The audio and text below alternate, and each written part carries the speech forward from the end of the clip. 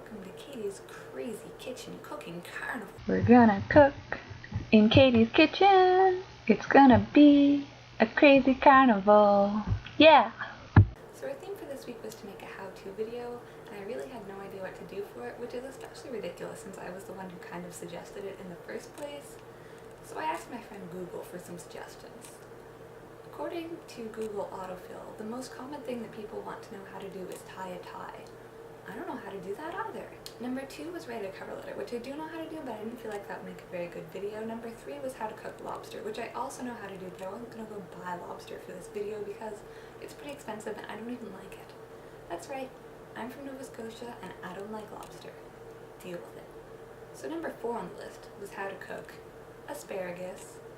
I was going to have asparagus for dinner anyway, so I'm going to show you how to cook this lovely green vegetable. There are lots of different ways to cook asparagus, so I'm going to show you 4.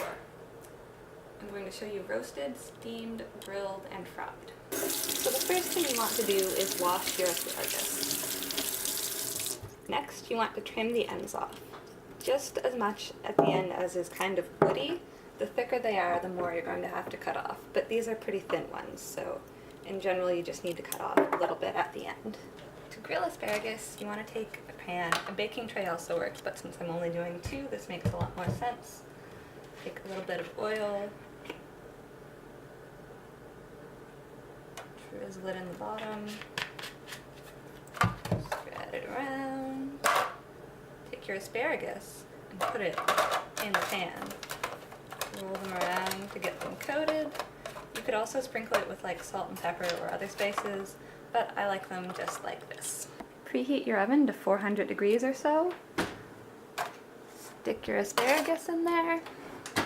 Give it 10 to 15 minutes and then it should be done. Method 2, steaming. Get a pot of water, fill it with a little bit of water and just to coat the bottom. Put it on a hot burner, wait for it to boil. So if you actually have a vegetable steamer, you can use that, obviously. But if you don't, you want to tie your asparagus stalks together so they stand up.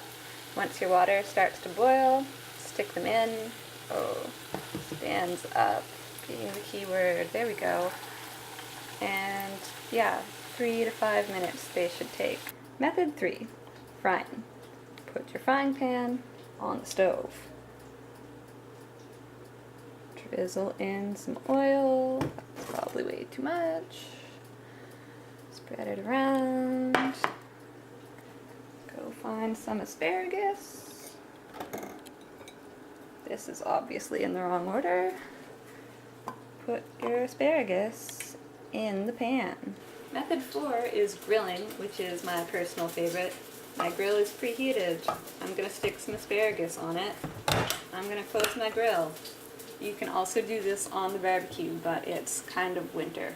So while I'm waiting for everything to cook, I'm going to answer Sarah's question, which was what time period we would travel to if we could travel backwards in time. My answer is dependent on whether we can also travel in space, because if we can, then I want to go to Renaissance Italy, because there was lots of art and literature and exciting things, and also lots of crazy debaucherous parties, and it would just be lots of fun, I think. If we can't travel in space and have to stay in our current location, that's a little harder because nothing interesting ever happened in Nova Scotia. I would go to like mid 1700s and keep an eye on Oak Island and see if I could figure out who buried the treasure. Okay, so I'm just gonna turn my asparagus around. I can't believe people Google this. What?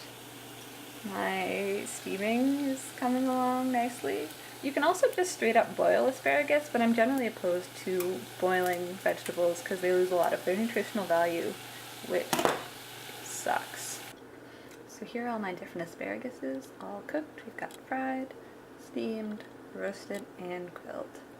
Until next time, I'm Katie, this is my crazy kitchen, and this has been a cooking carnival.